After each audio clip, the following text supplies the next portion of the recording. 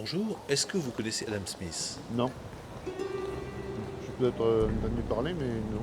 Bonjour, est-ce que vous avez entendu parler d'Adam Smith? Alors, non. Avez-vous déjà entendu parler d'Adam Smith? Non. Est-ce que vous avez déjà entendu parler d'Adam Smith? Oui. Vous en pensez quoi? Un économiste. Oui, c'est un économiste. Classique. La richesse des nations. Oui, la richesse des nations. Libéralisme, peut-être, Adam Smith. L'économiste ultralibéral, des peurs de l'ultralibéralisme, la conception qu'on en a. C'est la main invisible du marché, là, c'est ça? Sauf qu'en fait, c'est complètement faux. C'est une interprétation.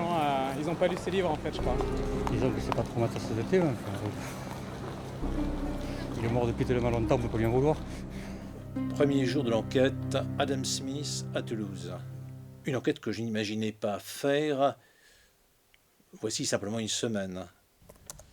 Il a fallu une recherche sur Internet pour que je tombe par hasard, alors que je cherchais des choses sur l'écrivain d'origine irlandaise Sterne, qui est effectivement passé à Toulouse en 1762, pour que je découvre que Adam Smith est passé lui aussi à Toulouse.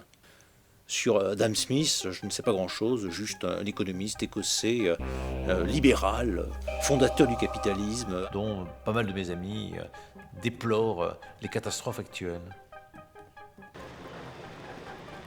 Et alors qu'il fut passé à Toulouse, bon, vraiment je ne savais pas. Je me demande vraiment ce qu'il a pu y faire. Sterne s'est ennuyé à Toulouse, Stendhal plus tard s'est ennuyé à Toulouse, enfin Voltaire décrit Toulouse, mais de loin, comme une ville vraiment mortelle. Qu'est-ce que ce type est venu faire à Toulouse? Et je sens qu'il y a une piste là, qui me creuse. Je me demande vraiment ce que ce type est venu faire là, et moi j'ai envie de savoir ce que je fais à chercher Adam Smith.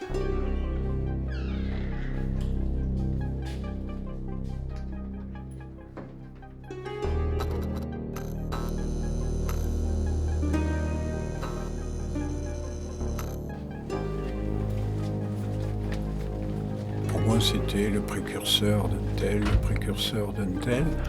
Et je n'avais pas saisi que peut-être tout n'avait pas été découvert à la pensée d'Adam Smith et que des pans entiers mériteraient d'être relus, d'être revus. Ah, c'est sûr que quand j'ai découvert ça, parce que j'ai découvert ça en arrivant à Toulouse il y a 26 ans, ça m'a ému en quelque sorte, parce que de voir que ce grand économiste, ce grand philosophe était à Toulouse, c'est quelque chose d'important évidemment pour les Toulousains, et très peu en ont conscience. Un grand économiste passe 18 mois à Toulouse, personne ne sait ce qu'il y a fait, donc c'est un défi d'essayer de retrouver les indices et de reconstituer finalement ce voyage.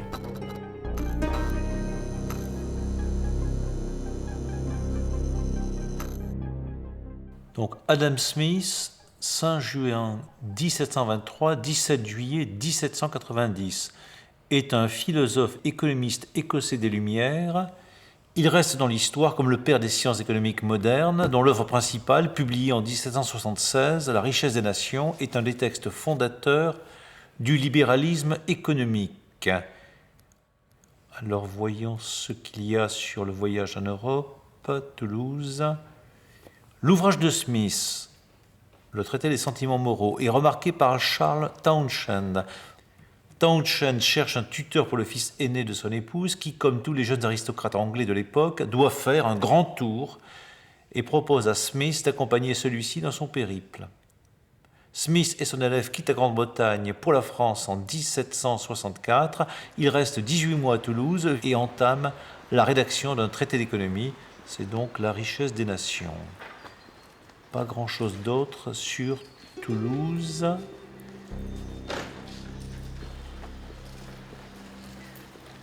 Donc probablement, en arrivant à milieu d'après-midi, c'était l'heure à laquelle arrivait la poste de Paris. Ils se sont installés à l'hôtel et ensuite ils ont pris ou loué une maison. Notre hypothèse, c'est que Smith et le duc de Buccleuch ont repris la maison que Laurence Sterne venait de libérer quelques mois auparavant, c'est-à-dire pas trop loin du Parlement et de l'université, et assez près de l'extérieur pour pouvoir chevaucher. On sait que le duc chevauchait. Sa mission, la mission de Smith pour ce voyage, la mission qui était affichée, c'était d'aider à compléter la formation du duc de Buccleuch par une visite de l'Europe, ce qu'ils appelaient le Grand Tour. Alors en général, ce grand tour, il passe par l'Italie. Essentiellement, on va visiter les grandes villes de l'Italie, la culture. On passe à Paris, éventuellement on passe en Allemagne. Voilà. Bon, Toulouse, c'est un peu plus étonnant. Pour passer autant de temps à Toulouse, il faut qu'il y ait eu probablement un faisceau de raisons. Alors je vois qu'Adam Smith vient en France après la guerre de 7 ans qui a opposé la France et l'Angleterre, et que, évidemment, comme après bien des guerres, les deux pays sont exsangues. Et apparemment, ce qui aurait pu intéresser Adam Smith, c'est de voir que les Français rétablissent un peu mieux leurs finances que les Anglais. Ça, c'est une chose rare, mais je comprends que c'est plus l'intéressé. Smith était plus intéressé de montrer le fonctionnement du grand État rival de la Grande-Bretagne, c'est-à-dire la France. Il voulait expliquer au duc comment fonctionnait cet État. Peut-être lui-même, il voulait apprendre, par exemple, des mécanismes pour l'amortissement des dettes. C'était le but de ce voyage, qui était donc à la fois pédagogique vis-à-vis du duc de Buccleuch, et en même temps qui était un voyage de recherche et d'études pour Adam Smith lui-même.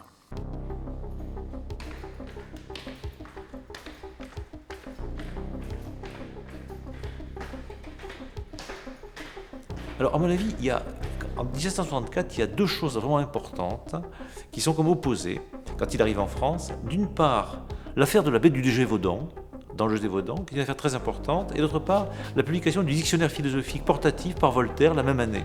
La bête du Gévaudan, c'est quelque chose comme un phénomène de presse. C'est-à-dire, on est juste après la guerre de 7 ans, il ne se passe plus grand-chose, il y a cependant beaucoup de journaux, et on va dire coup de chance pour la presse, il y a une espèce de gros loup qui mange un tas de gens du côté du Gévaudan en Lozère, et ça signifie qu'il y a une France extrêmement perdue dans les Cévennes, loin de toute civilisation, dans laquelle il y a les loups et tout ça, et cette France existe vraiment. Donc c'est une première France, et puis il y a une deuxième France, celle de Voltaire, avec le dictionnaire portatif. Voltaire est vivant, Rousseau est vivant, Diderot et d'Alembert sont vivants, l'encyclopédie n'est pas encore tout à fait finie dans sa publication.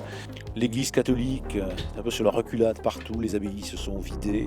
Donc la philosophie des Lumières s'est développée en France de manière très considérable. Elle va avoir un impact pour ce qui va suivre, qui va s'appeler la Révolution française. De ce point de vue, il n'est pas très étonnant qu'un brillant esprit écossais soit intéressé par voir ce qui se passe dans le pays où à ce moment-là ça se passe véritablement. Alors voilà donc la fameuse vue de Toulouse en 1775. Adam Smith vient à Toulouse, il y passe 18 mois, il s'ennuie. Il en profite pour se documenter sur les activités économiques de la ville. La plus importante, c'est sans doute le canal du Midi. Il fait du canal du Midi de sa réussite économique et sociale une sorte de modèle théorique pour sa réflexion économique.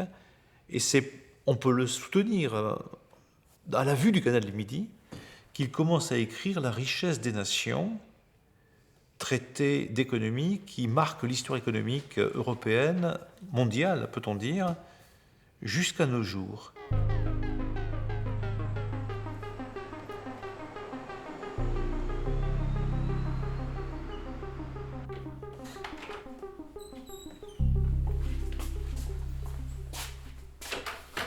Voilà, bienvenue.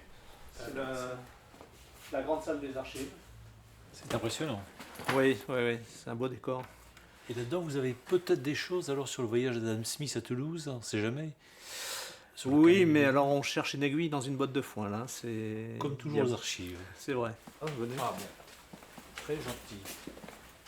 parmi les plans que l'on a conservés, vous avez ce type de plan, ce type de document très coloré.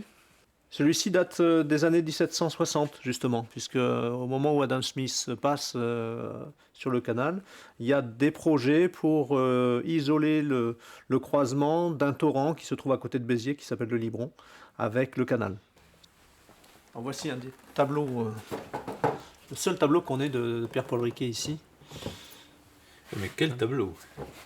C'est un portrait peint autour de 1650. Le canal de Languedoc a coûté au roi de France et à la province au-delà de 13 millions de livres tournois. Quand ce grand ouvrage fut achevé, on trouva que le meilleur moyen de s'assurer qu'il serait toujours tenu en bon état de réparation, c'était de faire présent du droit à Riquet l'ingénieur, qui avait fait le plan et conduit les travaux. Le revenu de ce droit constitue aujourd'hui une fortune très considérable à différentes branches de la famille de cet artiste, qui ont, par conséquent, grand intérêt à tenir constamment cet ouvrage en bon état.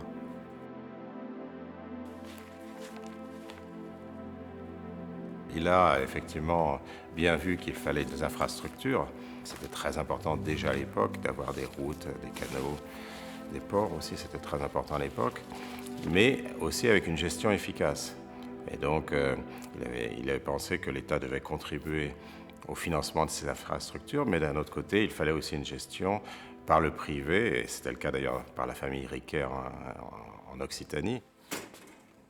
Il y a un actionnaire qui est un actionnaire d'une certaine manière unique et qui va donc avoir toutes les incitations pour s'occuper de maintenir le canal, de faire en sorte que les bateaux puissent passer, les marchandises puissent circuler. Et donc, je crois que c'est parce qu'il voit cette concentration du capital dans les mains d'une personne qu'il loue ce type d'organisation économique. Et il dit que c'est une des raisons pour lesquelles le mauvais entretien des routes par des fonctionnaires doit être contrasté avec le bon entretien du canal par un propriétaire qui est intéressé à ce que l'exploitation se déroule dans les meilleures conditions possibles. Et ça, c'est une idée qu'il a appliquée à beaucoup de choses. Par exemple, il a parlé de religion. Je me souviens d'avoir lu des choses où il parle des incitations des prêtres, par exemple. Et il disait que les prêtres devraient être payés par les fidèles parce que ça leur donnerait une incitation à mieux travailler pour leur Église. Alors que s'ils touchent simplement de l'argent de façon fixe, ils auraient beaucoup moins d'incitation. Il a appliqué ça aux professeurs à Oxford, puisqu'il a passé un peu de temps à Oxford après avoir étudié à Glasgow. Donc il était très moderne puisqu'il introduisait déjà la théorie des incitations à l'époque, au XVIIIe siècle.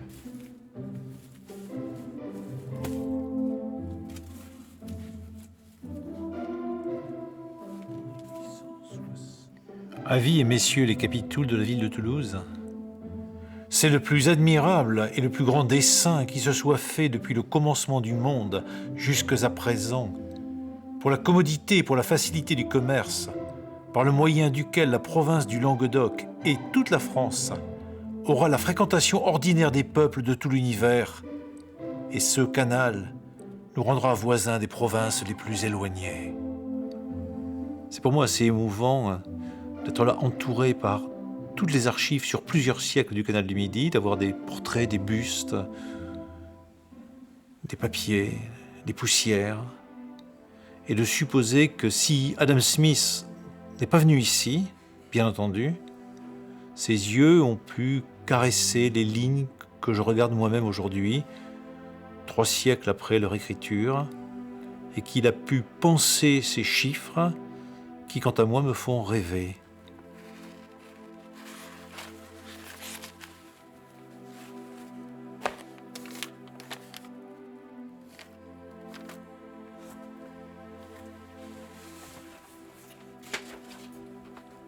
Smith, c'est le père fondateur du libéralisme économique, incontestablement. C'est un courant qui se développe à ce moment-là, et Smith est un des auteurs importants de ce courant.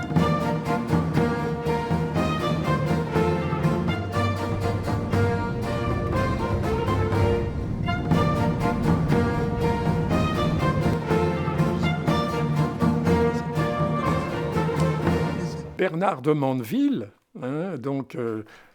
lance la fable des abeilles, ça fait environ 50 ans avant Adam Smith. Le message est très clair, les vices privés font la prospérité publique. Donc il oppose la ruche vicieuse, où tout le monde travaille, recherche, se massacre, tout, etc. Et c'est très effervescent, ça produit énormément. Et puis la ruche vertueuse, c'est l'austérité, personne ne consomme, donc on ne produit pas, c'est la crise, c'est l'effondrement complet. Mais si on vit vraiment selon la morale, eh bien, il n'y a pas de richesse des nations. C'est l'austérité totale, la pauvreté, etc. Ce n'est pas de la bienveillance du boucher, du brasseur ou du boulanger que nous attendons notre dîner, mais bien du soin qu'ils apportent à leurs propres intérêts. Nous ne nous en remettons pas à leur humanité, mais à leur égoïsme.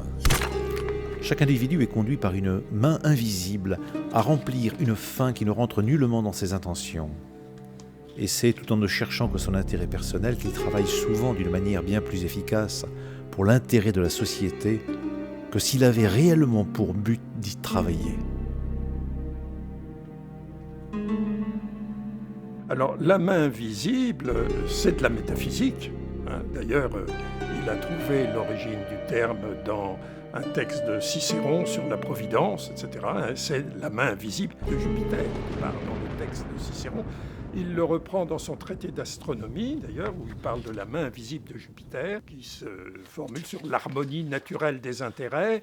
C'est le fameux apologue du boucher, du boulanger et du brasseur. Donc, ce n'est pas de la bienveillance de mon boucher, de mon brasseur et de mon boulanger que je dois de faire un bon repas. C'est en m'adressant à leur self-love, c'est-à-dire, on traduit souvent leur intérêt personnel, leur égoïsme, leur souci d'eux-mêmes, enfin bref...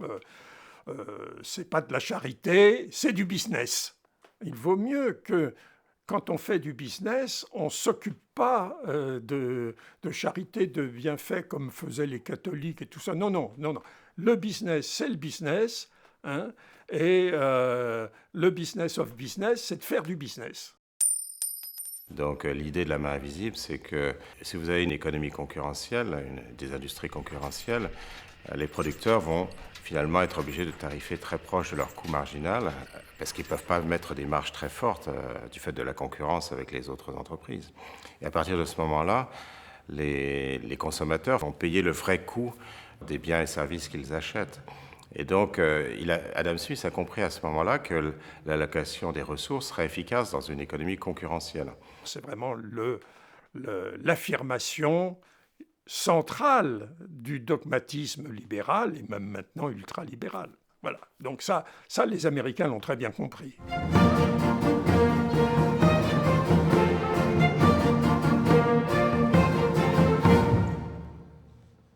C'est bien qu'on vote pour les Français d'en faire un inventeur du capitalisme, parce qu'effectivement, nous, on a plutôt envie d'être les inventeurs du socialisme, les idées de gauche, etc.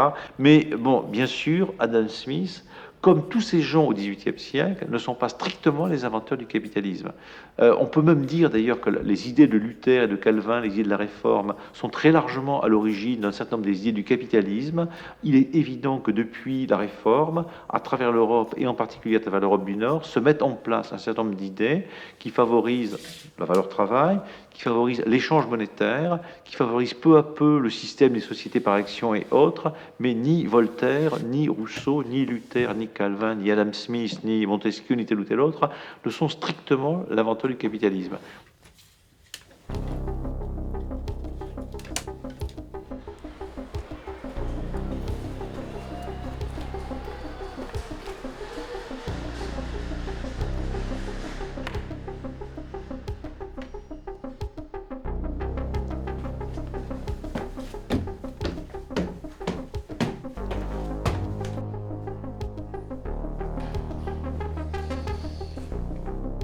D'accord, là c'est fin XVIIIe siècle, ça c'est le Toulouse qu'a dû connaître à peu près Adam Smith. Tiens, là il y a un truc qui ressemble à Riquet. Et surtout là, Saint-Martin, patron des moulins du Bazacle. Alors c'est à la fois une société par action et c'est quelque chose qui est protégé par Saint-Martin, Saint-Martin de Tours.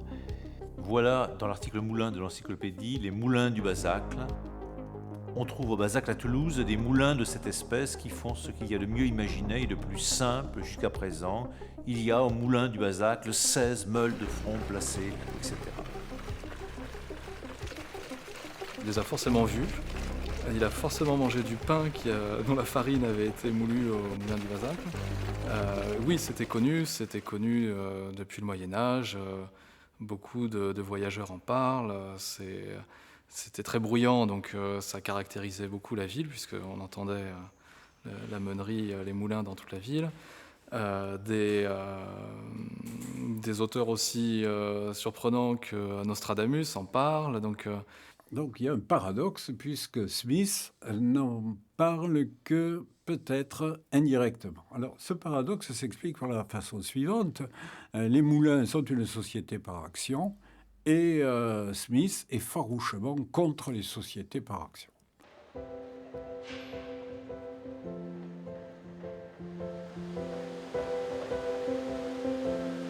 La majeure partie des propriétaires d'une société par action a rarement la prétention de rien entendre aux affaires de la compagnie. Mais, bien plutôt, quand l'esprit de faction ne vient pas régner entre eux, tout ce qu'ils veulent, c'est de se donner aucun souci là-dessus et de toucher seulement l'année ou les 6 mois de dividendes tels que la direction juge à propos de leur donner et dont ils se tiennent toujours contents. L'avantage de se trouver absolument délivré de tout embarras et de tout risque, au-delà d'une somme limitée, encourage beaucoup de gens à prendre part au jeu des compagnies par action.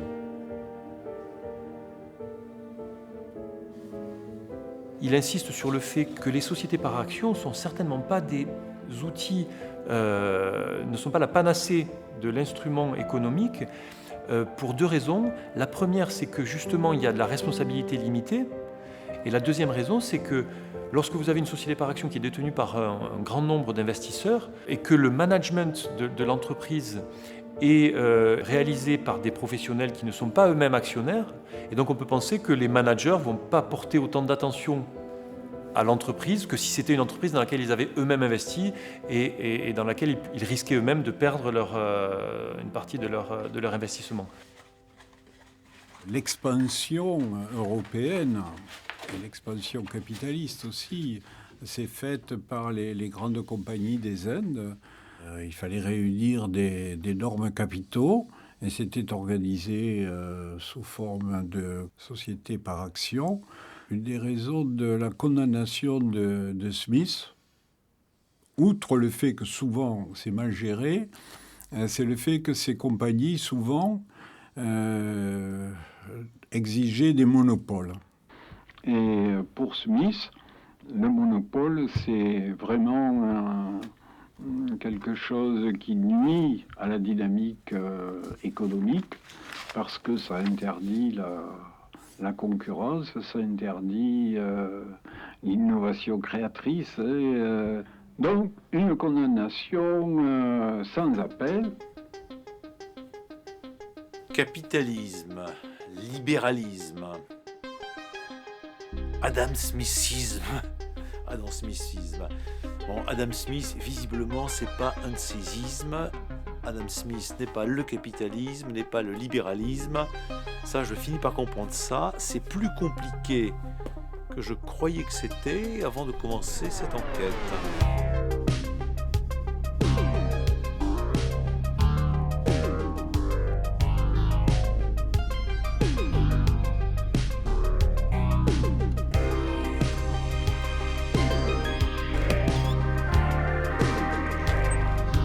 Monsieur le Bontalière, bonjour. Heureux de vous voir chez vous.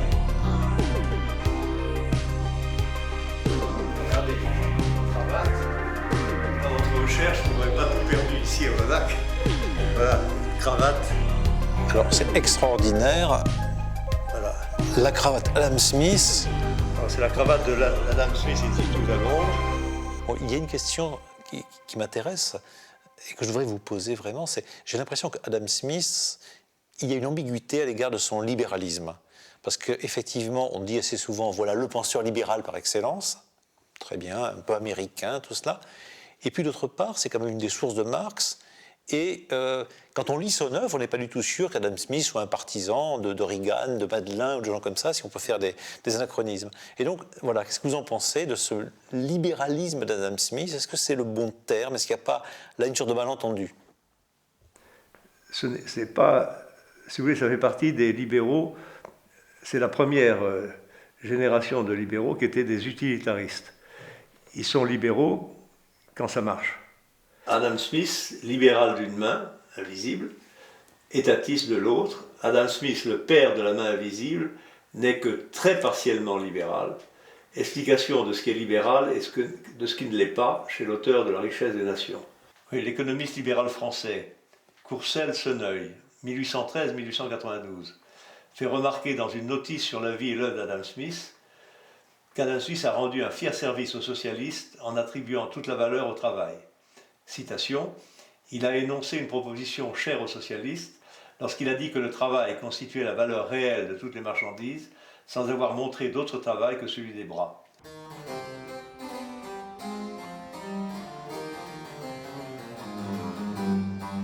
De fait, Adam Smith est assez loin de l'image du pur libéral qu'on lui attribue volontiers. S'il se montre parfois méfiant à l'égard de l'État, il redoute encore plus la domination possible des grandes entreprises. Pour lui, nombre d'activités telles que la poste, les ponts, la navigation doivent échapper à l'initiative individuelle et s'en remettre à un service public. Et donc, finalement, Adam Smith n'est pas libertarien comme vous? Ah non, pas du tout. Voilà, c'est un anti-libertarien. C'est ça.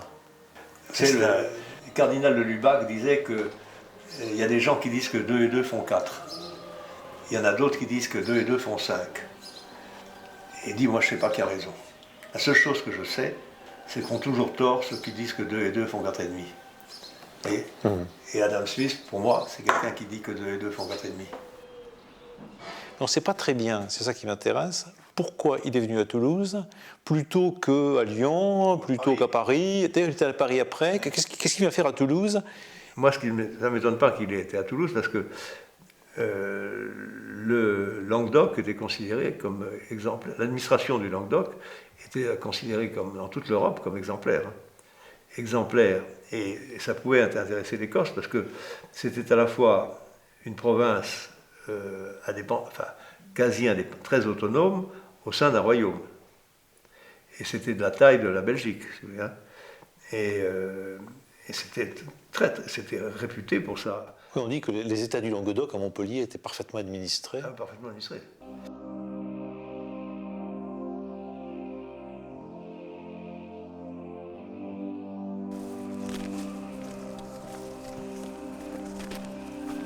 Je suis parti depuis 2 jours de Toulouse, je marche.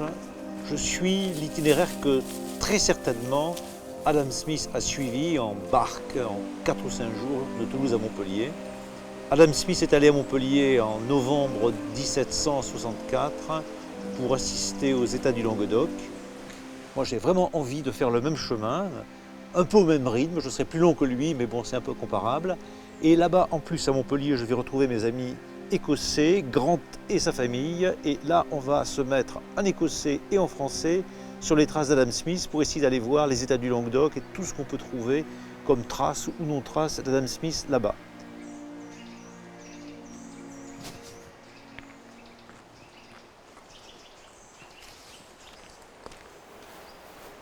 Nous avons une configuration entre Toulouse et Montpellier dans la région Occitanie qui rappelle beaucoup celle qui existait au temps de Smith.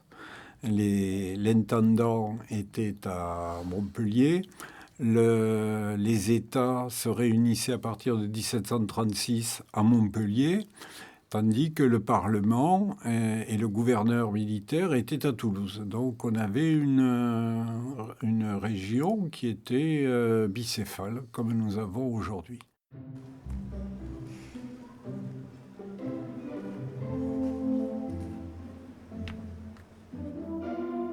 Grant, c'est moi.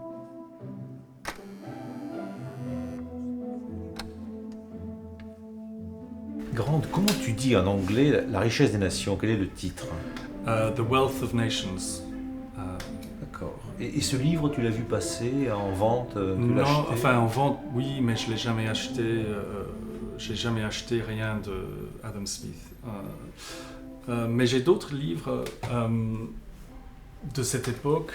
Enfin, ça c'est du baron Holbach, le christianisme Holbach, très bien. dévoilé. Ça c'est de Voltaire. Ça c'est un livre de Voltaire de cette époque. Parce que c'est en 65 à peu près que Adam Smith a dû rencontrer Holbach. Et d'après ce que j'ai lu, Holbach et ses copains ont été assez fascinés par l'arrivée d'Adam Smith pour un truc assez rigolo. Apparemment, Adam Smith avait attrapé l'accent de Toulouse avec quelques mots d'occitan. Donc il parlait un français d'Écossais avec l'accent de Toulouse, avec je sais pas quoi, des putains de cons au milieu. Je sais pas ce qu'il disait, on peut pas l'imaginer. Mais c'était un accent d'Écossais avec du montpelliérain, avec du languedocien, avec l'occitan. Oui. Et visiblement, ça faisait rire. C'était pas mal, quoi. Donc là, tu cherches... oui, on cherche les lettres. On cherche les lettres. Adam Smith, Toulouse. 5th of July 1764. Donc c'est la lettre qu'il a écrit à David Hume le 21 octobre 1764. My dear Hume, when Mr. Scott joins us, we propose to go see the meeting of the States of the Languedoc at Montpellier. Could you promise us recommendations to the Comte Du, to the Archbishop of Narbonne, and to the Intendant? These expeditions, I find, are of the greatest service to my Lord. I am ever, my dear friend, most faithfully yours, Adam Smith. Donc c'est là-haut. C'est ce bâtiment-là, voilà. C'est juste là. Les États du Languedoc sont intéressants pour Smith sous plusieurs aspects. Il y a un aspect un peu politique, probablement quand il parle des nations, c'est la richesse des nations. Et probablement pour lui, l'Écosse, le Languedoc sont des nations. Effectivement, on peut penser que l'Écosse, en tant qu'entité un petit peu indépendante du royaume d'Angleterre, pouvait s'inspirer de la manière dont les États du Languedoc étaient gérés par rapport au royaume de France. Bon, voilà Yves, on est sur la place Jean Jaurès à Montpellier. Donc c'est vraiment la place Jean Jaurès où étaient, d'accord, les États généraux du Languedoc en 64. Quand Adam Smith vient, il n'en reste pas grand-chose. Une façade, la cordonnerie qui court, bon, pas grand-chose. Alors, les institutions languedociennes sont un petit peu particulières. C'est un anachronisme au regard de l'évolution de la monarchie absolue. C'est-à-dire que, comme la Bretagne, par exemple, on a gardé des institutions représentatives avec les États de Languedoc. Sous les États de Languedoc, on a gardé des assemblées diocésaines. Alors, ça n'a rien de religieux, ce sont simplement des sortes de petites assemblées régionales qui sont des micro-États. Donc il y a tout un système représentatif dans cette province-là qui participe des privilèges et de l'identité de cette province. Et il est donc très probable que c'est ce qui a attiré l'attention d'Adam Smith.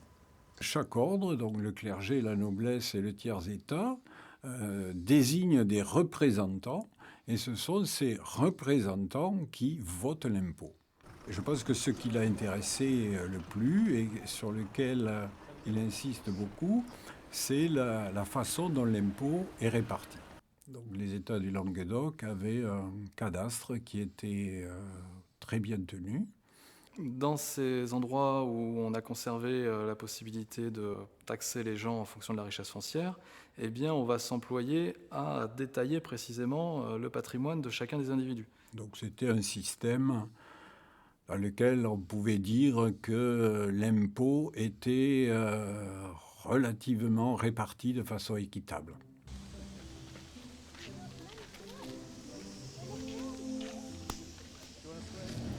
Adam Smith would be amazed if he arrived in Montpellier today.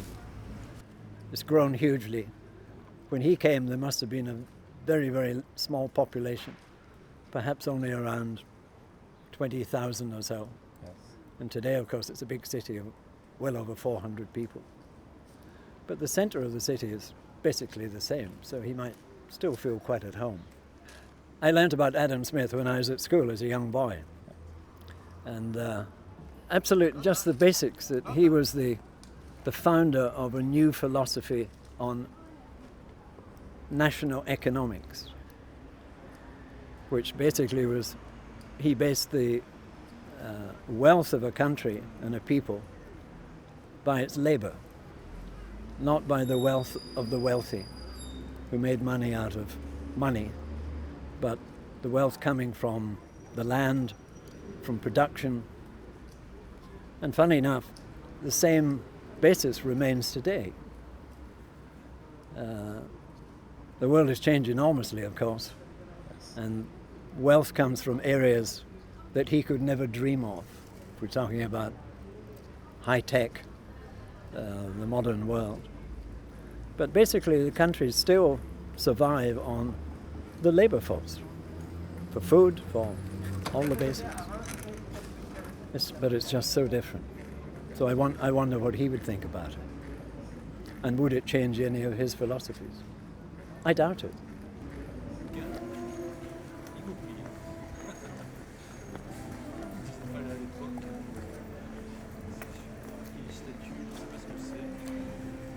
Tous ces hommes du XVIIIe siècle, des Lumières, physiocrates, et d'ailleurs le mot physiocrate lui-même le dit, ils étaient des admirateurs de la mécanique rationnelle de Newton.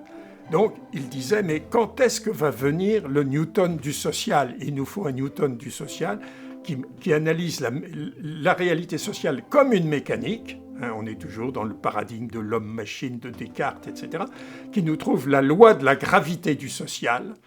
Alors la loi de la gravité du social, c'est la recherche de l'intérêt. Smith, après d'autres, le trouvent. Et donc il a une vision de l'économie comme une mécanique rationnelle.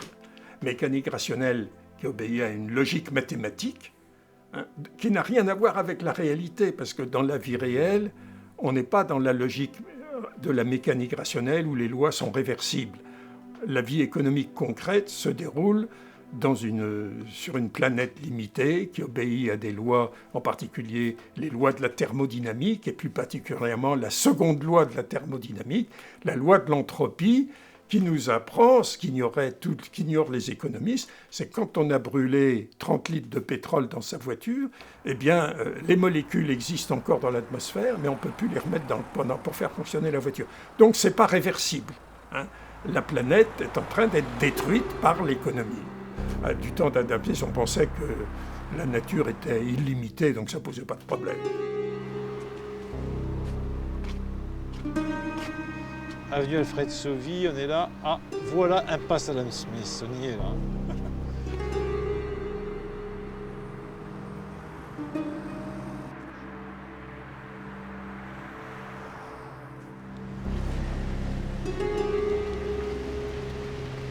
On y est là, ce coup-ci, c'est bon. Impasse Adam Smith, Montpellier. La photo.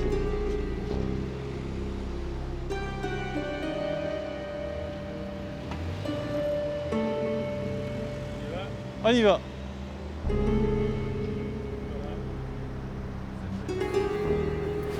n'est pas là pour rien. Toi qui aimes les livres, moi aussi, je suis venu là à cause de ce livre. Impasse Adam Smith. Michéa, c'est un philosophe anticapitaliste, on peut dire, de Montpellier. Je connais bien. Impasse Adam Smith, c'est un livre qui dénonce évidemment le capitalisme. Et on est là. Et je crois qu'en France, c'est la seule rue consacrée à Adam Smith. Il n'y a pas une avenue, il n'y a pas une place, il n'y a pas un boulevard, il n'y a rien. Il y a juste une impasse Adam Smith. Alors évidemment, Michéa joue là-dessus, évidemment. Hein. L'impasse Adam Smith, on est bloqué. Et puis c'est un endroit incroyable. Ouais. Il y a l'aéroport là au bout, il y a des immeubles invraisemblables, il y a Capifrance là-bas, il y a IDEC recrute, on ne sait pas où on est, il y a des impasses, des chantiers. C'est le triomphe du capitalisme, tel que le dénonce Michéa. Et peut-être que dans ses plus mauvais rêves, Adam Smith l'a rêvé ou pas. Oui. Tu connaissais pas ça? Je ne connaissais pas. Ça n'existait pas en fait. Je suis passé il y a quelques mois et il n'y avait pas tout ça. Par son tempérament, Adam Smith est certainement le contraire d'un esprit utopique. Son œuvre et même si étrangère à tout esprit de système qu'elle abonde en contradictions qu'il ne songe jamais à résoudre. Jusqu'à sa mort, par exemple, il laissera rééditer sa théorie des sentiments moraux alors qu'elle contient des développements à peu près impossibles à concilier avec sa richesse des nations. Et dans ce dernier ouvrage, il confie tranquillement à l'État des prérogatives économiques totalement incompatibles avec sa propre théorie. Voilà les contradictions d'Adam Smith par Michéa. C'est radical.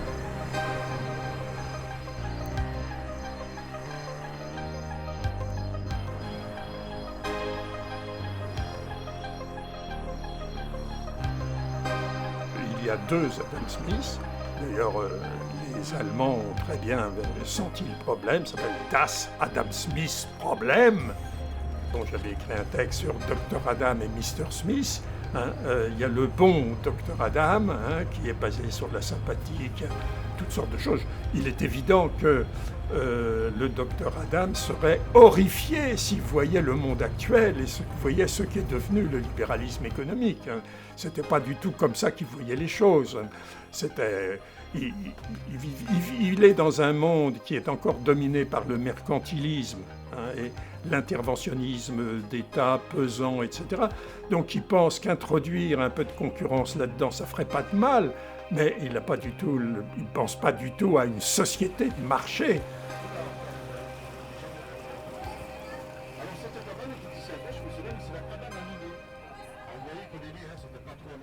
Avant d'avoir publié La richesse des nations, il a aussi publié un livre qui est extraordinaire, qui s'appelle La théorie des sentiments moraux, où il était un peu un précurseur aussi de toute la psychologie moderne, où il traitait de problèmes tels que la procrastination, le manque de volonté, l'image de soi, l'empathie, les comportements prosociaux. Donc tout ça préfigurait d'une certaine manière des choses qui sont devenues très importantes d'abord en psychologie, puis aujourd'hui en économie aussi, puisqu'on travaille beaucoup sur tous ces sujets aujourd'hui en économie. Encore à la fin, au moment de mourir, il préparait la 6e ou 7e édition de la théorie des sentiments moraux, qui était pour lui la base de sa philosophie.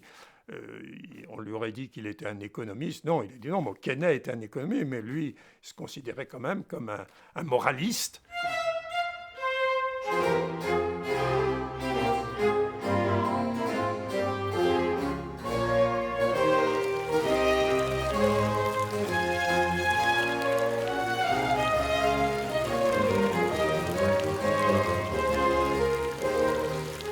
Dans la dernière édition de la théorie des sentiments moraux, il y a une note qu'il a insérée sur l'affaire Calas, qui nous montre que jusqu'à la fin de sa vie, cette affaire Calas l'a intéressé.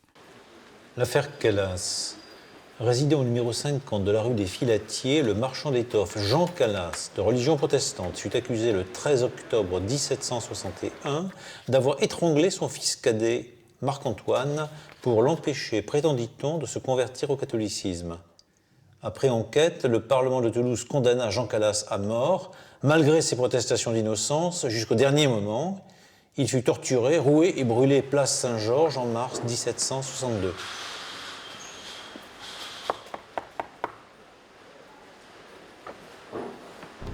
Salut, et c'est bonjour. Eh ben très bien. Tu t'imagines que Marc-Antoine descend l'escalier après le dîner, il va rentrer à cet endroit-là où se trouvait une porte autrefois pour aller dans l'arrière-boutique, et c'est là où on va le retrouver pendu entre les battants de la porte qui faisait communiquer l'arrière-boutique et la boutique, parce que la boutique il fait 14 mètres de long, donc il y avait une cloison intermédiaire avec une porte à double battant.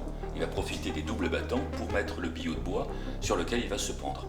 À Toulouse, il faut s'imaginer que la grande majorité des Toulousains sont convaincus de la culpabilité de la famille Calas et de Jean Calas. Les étrangers qui ont entendu parler de l'affaire à Paris ou dans les capitales étrangères, qui ont lu des textes de Voltaire, viennent par curiosité. Les protestants très discrets, toujours à Toulouse, viennent aussi pour voir un petit peu là où ça s'est passé. Donc nous savons que Smith s'y est intéressé parce qu'il a rapporté en Écosse de très nombreux ouvrages consacrés à l'affaire Calas qu'il n'a pu trouver qu'à Toulouse.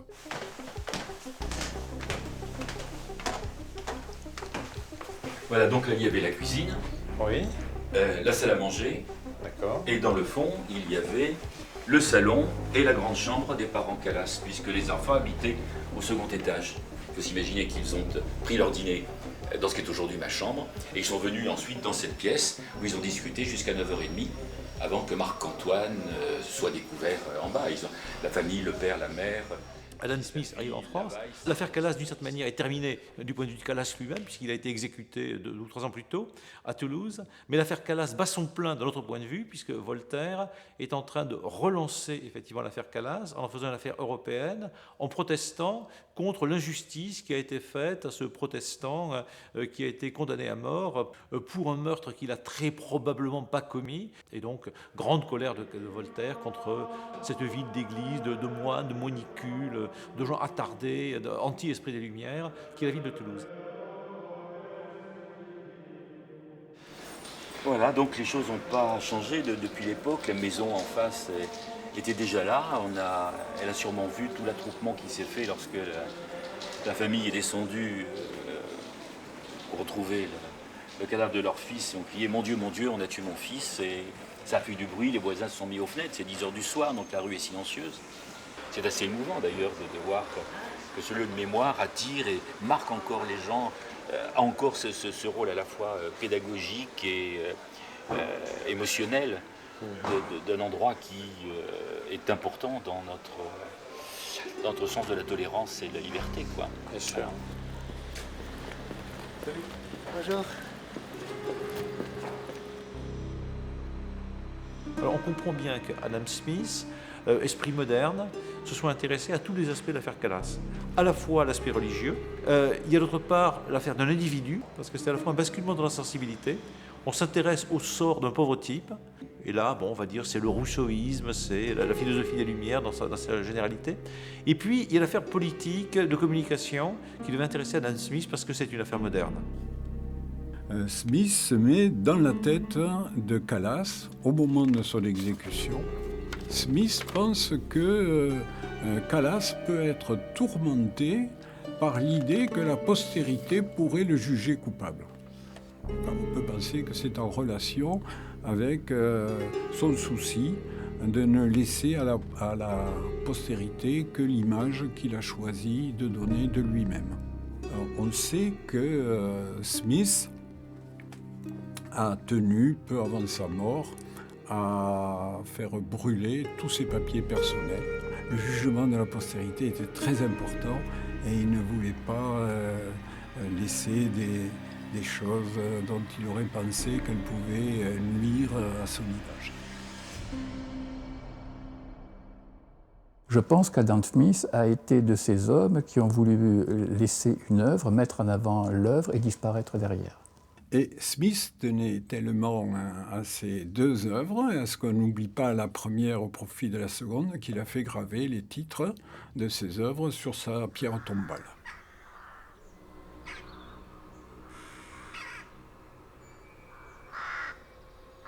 Adam Smith est devenu un symbole, la métaphore, le porte-drapeau du libéralisme, de l'ultralibéralisme.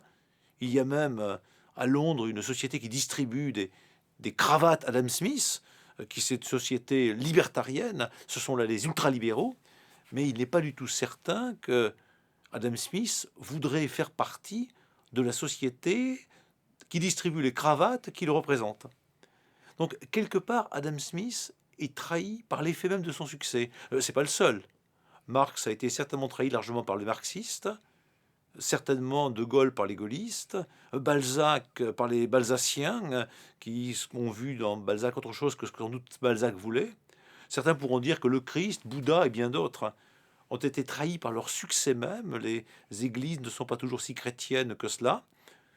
Et Adam Smith est donc un exemple particulièrement significatif, particulièrement intéressant, du succès qui assure la gloire absolue d'un nom et la perte presque totale des idées, en tout cas dans la sphère commune.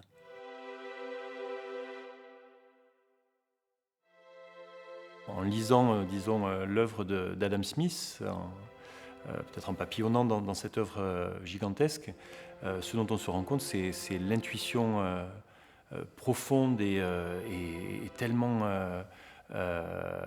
puissante de ce philosophe, en fait. Maintenant, dans un monde globalisé, ce qui prime, c'est l'économie mathématique totale, effectivement. Monde où domine même maintenant, c'est la recherche des algorithmes. Alors là, le triomphe de l'algorithme sur la réalité. J'ai un collègue de Harvard qui dit on fait des mathématiques non pas parce qu'on est intelligent, mais parce qu'on n'est pas assez intelligent. Parce qu'on ne sait pas en fait conduire un raisonnement logique jusqu'au bout dès qu'il est un peu complexe. Après, ce qui est important, ce sont les idées. Et les idées, évidemment, depuis 20-30 ans, on essaie de les piocher au-delà de l'économie, dans les sciences humaines et sociales, et c'est vraiment très très important d'utiliser les savoirs en psychologie, en sociologie, en sciences politiques, en droit, en histoire. Quel meilleur exemple finalement qu'Adam Smith, puisque lui, c'était un philosophe, c'était un psychologue, c'était un économiste. Cette histoire d'Adam Smith à Toulouse, c'est vraiment de la petite histoire. Un bonhomme, un jeune duc aussi, qui viennent pendant quelques mois dans une ville, à Toulouse. Petite histoire, on pourrait se dire, c'est plus intéressant de regarder la grande histoire, les grandes batailles, les rois, les princes, les marguerites. Mais en même temps, cette petite histoire, c'est un presque rien, qui contient presque tout.